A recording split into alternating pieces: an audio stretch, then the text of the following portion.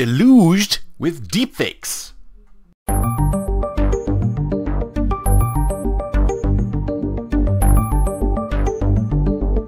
Over the last little while, on our sister publication, our sister newsletter, aidaily.us, there have been stories about a deluge of deepfakes. That's right, folks. There's been a company, I think it was called, I forget their name, but they actually went out and created an entire comedy special of George Carlin without getting any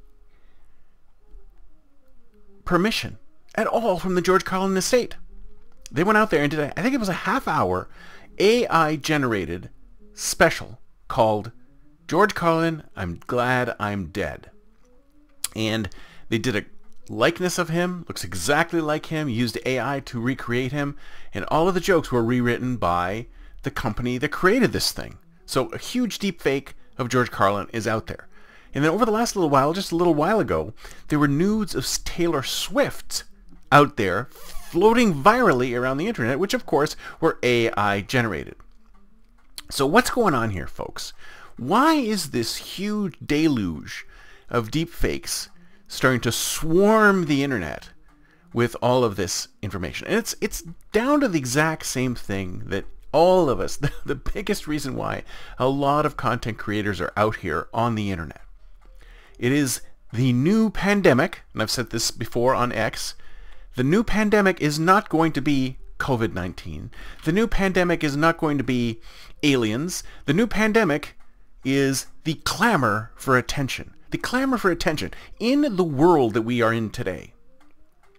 Clamoring for attention has become the new pandemic because and I think social media and search engines have created this pandemic in the way that they require us to dance for them to be able to be seen and heard.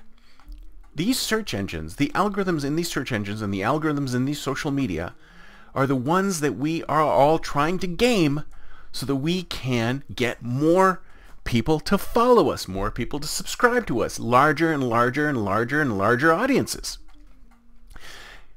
You must have heard that just the other day, Mr. Beast posted a video on X, and in that video, in a single day, garnered $250,000 worth of views.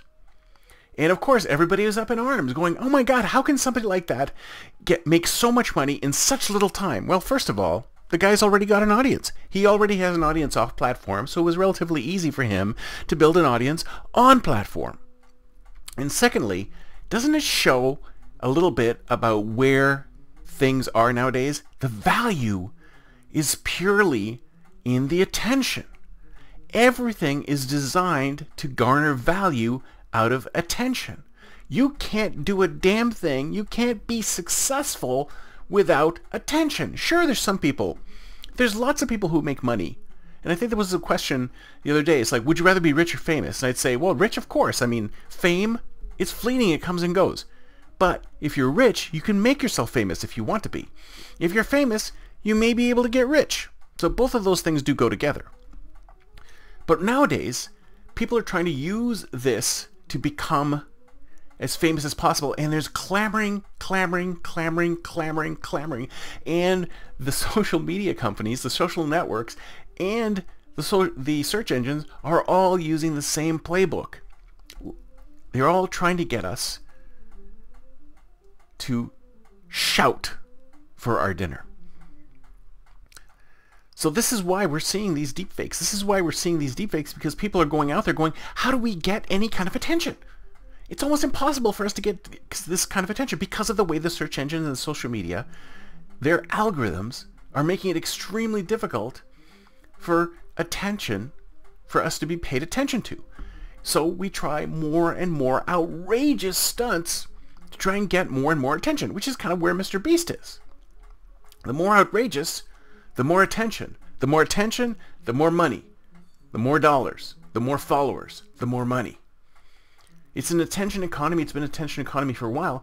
And some people, that's where they decide they want to make their money. So they try to create things that will go viral as much as possible. This George Carlin thing, the Taylor Swift nudes, attention, attention, attention, attention. So how do we solve this problem? How do we go back to something of value? Is attention actually something of value, or did we just turn it into something of value based on the systems that we've created?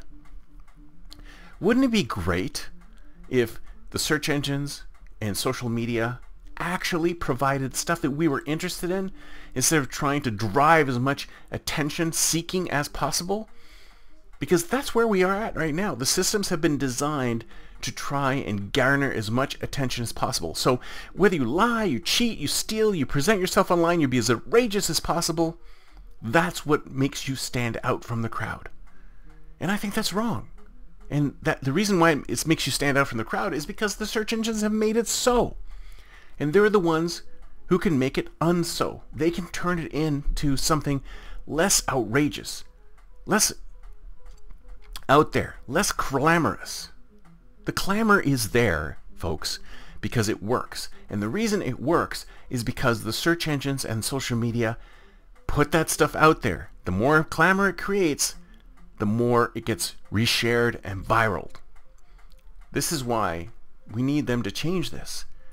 If we want to see fewer deepfakes, if we want to see fewer outrageousness or less outrageousness on the internet, if we want to see maybe good news featured every now and then, we've got to put that out there. We have to make sure that we stop being as outrageous, because then maybe the search engines will decide, hey, maybe we should put this content out. Maybe we want demand for this content instead. It's us. We're the ones who are demanding the outrageous content because it sparks our eyebrows.